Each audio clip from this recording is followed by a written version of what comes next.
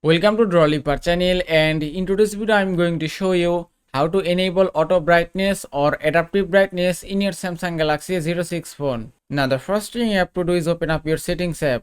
Now from here scroll down a bit and then go to display option, and here you can see adaptive brightness option. Now you may ask, how does it work? Adaptive brightness is an Android feature that adjusts your display brightness level based on the nearby lighting and your preferences. Also, it uses the ambient light sensor to make these adjustments for you automatically. Now by tapping here, you can enable auto brightness, and you can see it's enabled successfully. Now if you go to home screen and then swipe from top to bottom, then tap on three dots, and here you can see adaptive brightness option. You can also enable or disable auto brightness or adaptive brightness from here. Then tap on done and it's done. And that is how you can enable auto brightness or adaptive brightness in your Samsung Galaxy A06 phone. I hope this video was helpful. If it was, please give it a thumbs up and don't forget to subscribe.